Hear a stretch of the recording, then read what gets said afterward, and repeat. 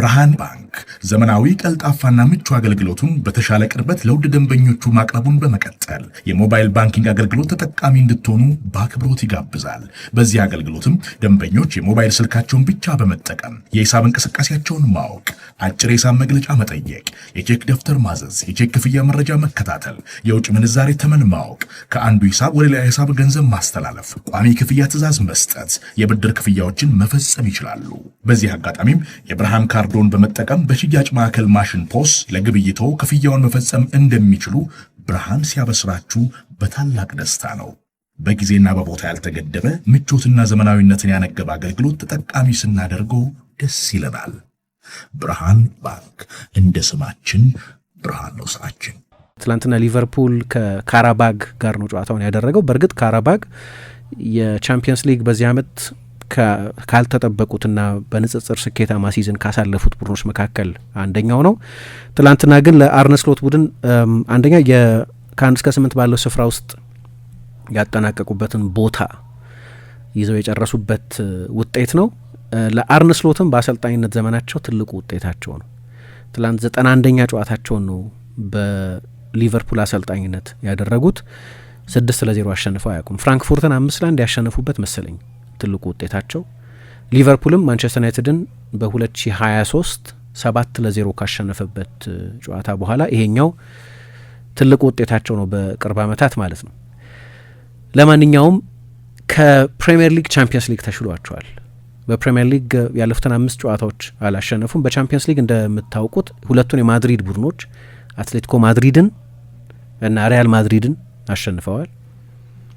በዚህ ውድድር ላይ በወረቀት ደረጃ በጣም አስቸጋሪ ጨዋታዎች ሊሆኑ እንደሚችሉ የሚገመቱትን በቬሎድሮም ማርሴን፣ በሳንሲሮ ጁሴፔ ሜአዛ ኢንተርን፣ ደግሞ ፍራንክፉርትንም ከሜዳቸው ውጭ ያሸንፈዋል። በጋላታሳራይ በፒኤስቪ ተሸንፈዋል፣ ግን የተቀሩትን ጨዋታዎች ሁሉ አሸንፈዋል እና በቻምፒየንስ ሊግ ጎልም ማስቆጠር ይቀላቸዋል። ተከላካያቸውም የበለጠ ሶሊድ ነው። ከሪያል ማድሪድ ጋር ተጫውተው ጎል አልተቆጠረባቸውም። ትላንት ጎል አልተቆጠረባቸውም። ከማርሴ ጋር ጎል አልተቆጠረባቸውም። ከኢንተር ጋር ጎል አልተቆጠረባቸውም። ከፍራንክፉርት ጋር 1 ጎል ብቻ ነው የተቆጠረባቸው። ከጋላታሳራይ ጋር የተቆጠረባቸው ጎል በፍጹም ቅጣት ምት ሊያከራክር በሚችል የፍጹም ቅጣት ምት የተቆጠረባቸው ጎል ነው እና ሊቨርፑል ቻምፒየንስ ሊግ ሳይቀለው አይቀርም። ለነገሩ ይሄ የፕሪሚየር ሊግ ነው ቻምፒየንስ ሊግ ነው የሚለውን ጉዳይ በተመለከተ አንቶኒ ጎርደን ከፓሪስ ሳን ጀርማ ኒውካስል ጨዋታ በፊት ፕሪሚየር ሊግ የበለጠ ፊዚካል ነው፣ የበለጠ የቆሙ ኳሶች የሚበዙበት ነው፣ ቻምፒየንስ ሊግ የበለጠ ክፍት ነው ብሏል እና ይሄ ለአርሰናልም ለሊቨርፑልም እንግዲህ የእንግሊዝ ቡድኖች ከ8ቱ ስፍራዎች 5ቱን የእንግሊዝ ቡድኖች ናቸው ይዘው የጨረሱት። ኒውካስል ብቻ ነው ከዚህ ውጭ የሆነው። ግን ኒውካስልም ቢሆን ብዙ ክሬዲት ሊሰጠው የሚገባ የአቻ ውጤት ነበረው በፓርክ ደ ፕራንስ።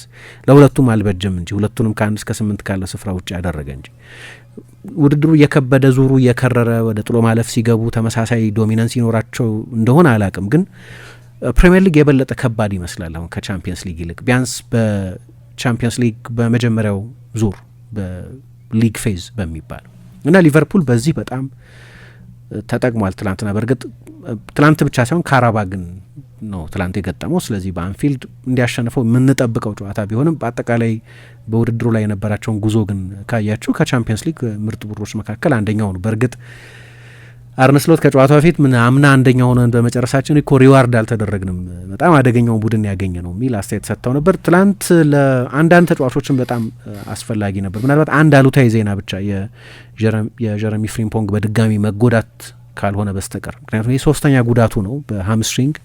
አንዱ ፍርሃት እንግዲህ አጫዋቱ ፍጥነትን መሰረት ላደረገ ተጫዋች፣ ስፕሪንት ማድረግን ለሚጠይቅ ተጫዋች የሃምስትሪንግ ጉዳት ሲደጋገም ችግር ይሆናል። ማይክል ኦወን ብዙ ጊዜ እንደዛ ይላል። ማይክል ኦወን እኮ ከ20 ዓመቱ በኋላ የ20 ጎል ሲዝን አሳልፎ አያውቅም። አይገርማችሁም? ይሄ በጣም ነው የሚያስገርመኝ። ምክንያቱም 17 ዓመቱ ላይ እያለ 18 ዓመቱ ላይ ምናምን እያለ በ17 በ18 በ19 ዓመቱ ምናምን የፕሪሚየር ሊግ ቶፕ ስኮረር የሆነ የነበረ ተጫዋች። ከዛ በኋላ አንድ ተጫዋች በብቃቱ ጫፍ ላይ ወደሚደርስበት እድሜ ሲመጣ ግን መጀመሪያ አካባቢ ተደጋግመው በመጡበት የሃምስትሪንግ ጉዳቶች ምክንያት የታሰበውን ያህል አልጎለበትም። የሆነ ጊዜ ባሎንዶር ያሸነፈ ተጫዋች ነው ማይክል ኦወን። የሆነ ጊዜ አርጀንቲና ላይ እንደዚህ አይነት አስደናቂ ጎል የሚያስቆጠር ነበር። የሆነ ጊዜ ሊቨርፑልን የአጥቂ መስመር የሚመራ ለሪያል ማድሪድ የፈረመ አይነት ተጫዋች ነው። በተለይ ፍጥነትን፣ ሙቭመንትን መሰረት ያደረጋቸዋት ላላቸው ተጫዋቾች የሃምስትሪንግ ጉዳት መደጋገም ይህንን ዋና ጥንካሬያቸውን ነው የሚያሳጣቸው። እና ማይክል ኦውን በእነዚህ ጉዳዮች ላይ ነበር እስከ ባሎንዶር አሸናፊነት ድረስ የተጓዘው።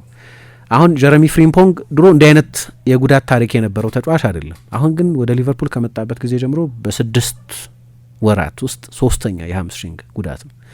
አሁን ደግሞ ኮነር ብራድሊም ከባድ ጉዳት አይደል የገጠመው። ስለዚህ ሊቨርፑል በቀሩት 2 ቀናት ምናምን ተጫዋች ማያስፈርም ከሆነ የቻምፒየንስ ሊግ ቦታ ሊያሳጣ የሚችል በጣም የጉዳቱን መጠን መታወቅ አለበት። ግን ብዙ በጉዳት ምክንያት ጨዋታዎች እንዳመለጡት እናውቃለን። ግን ከዛ ውጪ በጣም አዎንታዊ ምሽት ነበር ማለት ይቻላል።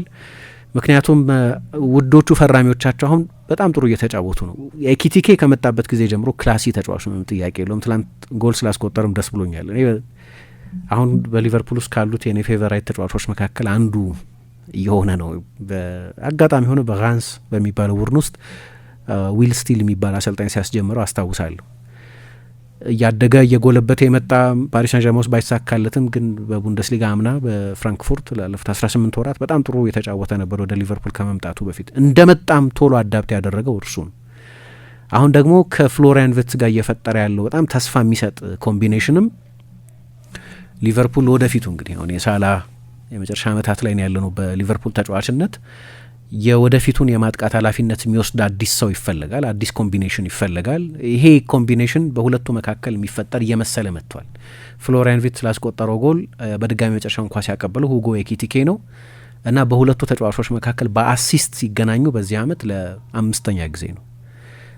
ይሄ ደግሞ ከ20 ምናምን ዓመት በኋላ ለመጀመሪያ ጊዜ ነው። ስቲቨን ጀራርድና ማይክል ኦውን ነበሩ በአንድ ሲዝን አንዳቸው ለአንዳቸው 5 ጊዜ የተቀባበሉትና በዚህ ቀጥታ ሩት ጎል የተቆጠረው። አሁን ገና ተጨማሪ 4 ወራት አሉት አይደለም ይሄ ውድድር ዘመን 5ኛ የጎል ተሳትፏቸው ነው። አንደኛው ለአንደኛው አሲስት እየሰጠው ማለት ነው። እና ፍሎሪያን ቪርትዝም በዚህ ጨዋታ ላይ ጎል አስቆጥሯል። ለነገሩ ሊቨርፑል ባለፉት ወራት 13 ጨዋታ አልተሸነፈም እስከ ቦርንመዝ ጨዋታ ድረስ ብዙ አቻዎች ናቸው። ግን አንድ በግልጽ የሚታይ እየተሻሻለ ያለ ኢንዲቪጁዋል ግን ፍሎሪያን ቪርትዝ ነበር። እኔ ክህሎቱን ተጠራጥሬው አላቅም። የሊቨርፑል ደጋፊዎች ብዙ ጊዜ ስናገረው ስለምትሰሙ ለረጅም ጊዜ ያየናቸው ተጫዋቾች አሉ። መጨረሻ ላይ በፕሪሚየር ሊግ ላይሳካ ይችላል እና አንድ ተጫዋች የሆነ ቦታ ሄዶ ባይሳካለትም እንደው የዓለም ፍጻሜ ነው ማለት አይደለም። ግን ሂዝ ቱ ጉድ እንደው እንዳይሳካለት ለማድረግ በጣም የተለየ ባለተሰጦ ነው። ሪያል ማድሪድ፣ ማንቸስተር ሲቲ፣ ባየር ሚኒክ አይነት ክለቦች አጠቃላይ ፓኬጁ ወደ 300 ሚሊዮን ፓውንድ ፓኬጅ የሚደርስ ደሞዙን ጨምሮ ማለት ነው። እንደዚህ አይነት በጣም ትልቅ ዝውውር ውስጥ ፉክክር ውስጥ ነበሩ። እንደሚታወቀው ተሰጦ ጥያቄ የሚለሳበት አይደለም።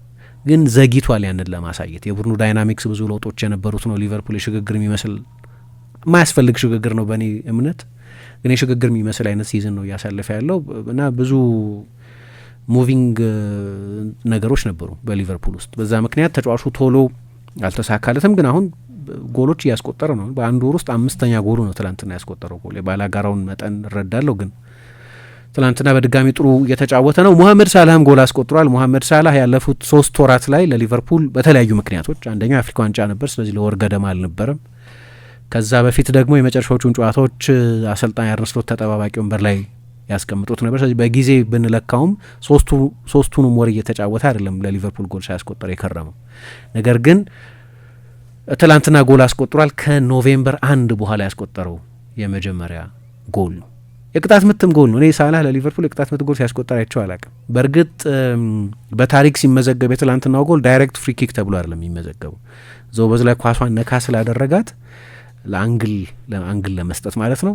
በቀጥታ ቅጣት ምትነት አይቆጠርም። ግን ትልቅ ድል ነው ለሙሐመድ ሳላህ። 80ኛ ጨዋታውን ያደረገው በሊቨርፑል የቻምፒየንስ ሊግ ታሪክ ብዙ ጨዋታ ያደረገው ጄሚ ካራገር ነው። ከጄሚ ካራገር እኩል ሆኗል። ትላንትና 80ኛ ጨዋታውን ያደረገው። ከዚህ ባሻገር የቆመ ኳስ ጎል አስቆጥረዋል። የአሌክሲስ ማካሊስተር ጎል የቆመ ኳስ ጎል ነው። ማካሊስተር 2 ጎሎች አስቆጥሯል። ተቀይሮ የገባው ፌዴሪኮ ኪዬሳም እንደዚሁ ሌላ ጎል አክሏል እና ለሊቨርፑል በጣም የተዋጣለት ምሽት ነበር። እንግዲህ የሴት ፒስ ጎሎች አስቆጥሯል ማለት ነው። የሳላህ ጎል፣ የማካሊስተር ጎል የቆመ ኳስ ጎሎች ናቸው። የቆመ ኳስ ዘመን ነው። በተለይ ሎ ብሎክ ቡድኖችን በተመለከተ አንድ ግን ያየነው ባህሪ ያው ትናንትና ካራባግ በሎ ብሎክ ነው የተጫወተው። የዲፌንሲቭ ሼፑን ካያችሁት ልክ ነው፣ ሳጥን የመከላከል ሼፕ ነው። ግን ካራባግ በሀገሩ በአዘርባይጃን ዶሚናንት ቡድን ስለሆነና የቡድኑ ተፈጥሮ እንደዛ ስለሆነ ከማንም ቡድን ጋር ቢጫወት በሎ ብሎክም ቢጫወት ከኋላ ቢል እያደረገ ለመውጣት ነው የሚሞክረው። የፐርሰንቴጅ ፖሴሽናቸው ይገርማል። ትላንትና ጨዋታውን ካያችሁ 6-0 ሲጠናቀቅ ሊቨርፑል 80% 75% ኳስ የተቆጣጠረ ሊመስል ይችላል። ካራባክ 44% ፖሴሽን ነበሩ ትላንትና። አንድ ኦን ታርጌት ብቻ ነው የሞከረው። ሊቨርፑል 38 ሙከራ ነው ያደረገው። የሙከራ ውርጅብኝ ነበር። ከኦልሞስት ወደ 6 ኤክስጂ አስመዝግቧል። በጣም ፍጹም ዶሚናንት ነበር። ግን ካራባክ ለመጫወት ይሞክራል። ለዚህ ነው በቻምፒየንስ ሊግ ጎል ለማስቆጠር የሚቀለው። አርሰናል 23 ጎል አስቆጥሯል በ8 ጨዋታ። በፕሪሚየር ሊግ በኦፕን ፕሌይ ጎል አስቆጠርም ባለፉት 3 ጨዋታዎች 2 ነጥብ ምናምን ኤክስጂ ነው ያስመዘገበ እየተባለ ማለት። ቻምፒየንስ ሊግ ግን ክፍት ነው። ምክንያቱም ቡድኖች እንደዚህ አይነት ጠንካራ የሆነ የጨዋታ አይደንቲቲ ይዘው ነው የሚመጡት። በሎ ብሎክ እንኳ ቢከላከሉ ግን በሎወር ቢልድ አፕ ከመጫወት ግን ወደ ኋላ አይሉም። ከኋላ እየተጫወቱ ለመውጣት ግን እምቢ አይሉም። 10 ትልልቅ የጎል እድሎች ፈጥሯል ሊቨርፑል 5 ነጥብ ኦልሞስት 6 ኤክስጂ ነው። ግን ካራባክ ስቲል ኳስ ይዞ ተጫውቷል። ያ ነው ትልቁ ልዩነት። ቢያንስ በቻምፒየንስ ሊግ አሁን ባለው ምዕራፍ ውድድሩ ወደፊት ሲሄድ አላቅም በኋላ ለወጣት ተጫዋቾች የመሰለፍ እድል አንዳንድ ሲኒየር ተጫዋቾችን የማሳረፍ አጋጣሚያቸውን ተጠቅመውበታል። ኮዲ ጋክፖን፣ ዞቦዝላይን፣ ፍሎሪያን ቪርትዝ፣ ኡጎ ኤኪቲኬን አስወጥተው ሪዮን ጋሞሃ፣ ትራይኒዮኒ፣ አማራ ናሎ የሚባሉ ወጣት ተጫዋቾችንም ቀይረው አስገብተዋል። ስለዚህ የባላጋራቸው መጠንም የጨዋታው ሂደትም ይሄ እንዲሆን ሳያግዛቸው አልቀርም። ብቸኛው መጥፎ ዜና የጉዳቱን መጠን ባናውቅም በጊዜ ተቀይሮ የወጣው የጀረሚ ፍሪምፖንግ የመጎዳት ነገር ነው። ምክንያቱም እዛ ቦታ ላይ እንግዲህ 4ኛው ደቂቃ ላይ ነው ተቀይሮ የወጣው፣ 2ኛው ደቂቃ ላይ ነው ተጎዳው ያለው። ረጅም ጊዜ የሚያጡት ከሆነ በጣም መጥፎ ዜና ሊሆን ይችላል። ስለዚህ ሊቨርፑል ትላንትና በድሉ ምክንያት በቻምፒየንስ ሊግ ያለ ጥሎ ማለፍ በቀጥታ ወደ 2ኛው ዙር አልፏል ማለት ነው እና ይሄ የሚያስፈልጋቸው ነበር። ተጨማሪ 2 ጨዋታዎች ማድረግ አያስፈልጋቸውም። ከአርሰናል እና ከባየር ሚኒክ ቀጥለው 18 ነጥብ ይዘው 2ኛው ሆኖ ጨርሰዋል። የሚገጥማቸው ባላጋራ ማን ነው የሚለውን እንግዲህ ፌብሩዋሪ 27 መሰለኝ ድልድሉ ይፋ የሚሆነው። በቀጥታ ወደ 2ኛው ዙር ያለፉት ቡድኖች የማጣሪያ ጨዋታዎች ከተጠናቀቁ በኋላ ስለሆነ የሚታወቀው። ብርሃን ባንክ ዘመናዊ ቀልጣፋና ምቹ አገልግሎቱን በተሻለ ቅርበት ለውድ ደንበኞቹ ማቅረቡን በመቀጠል የሞባይል ባንኪንግ አገልግሎት ተጠቃሚ እንድትሆኑ በአክብሮት ይጋብዛል። በዚህ አገልግሎትም ደንበኞች የሞባይል ስልካቸውን ብቻ በመጠቀም የሂሳብ እንቅስቃሴያቸውን ማወቅ፣ አጭር የሂሳብ መግለጫ መጠየቅ፣ የቼክ ደብተር ማዘዝ፣ የቼክ ክፍያ መረጃ መከታተል፣ የውጭ ምንዛሬ ተመን ማወቅ፣ ከአንዱ ሂሳብ ወደ ሌላ ሂሳብ ገንዘብ ማስተላለፍ፣ ቋሚ ክፍያ ትዕዛዝ መስጠት፣ የብድር ክፍያዎችን መፈጸም ይችላሉ። በዚህ አጋጣሚም የብርሃን ካርዶን በመጠቀም በሽያጭ ማዕከል ማሽን ፖስ ለግብይቶ ክፍያውን መፈጸም እንደሚችሉ ብርሃን ሲያበስራችሁ በታላቅ ደስታ ነው። በጊዜና በቦታ ያልተገደበ ምቾትና ዘመናዊነትን ያነገበ አገልግሎት ተጠቃሚ ስናደርገው ደስ ይለናል። ብርሃን ባንክ እንደ ስማችን ብርሃን ነው ስራችን።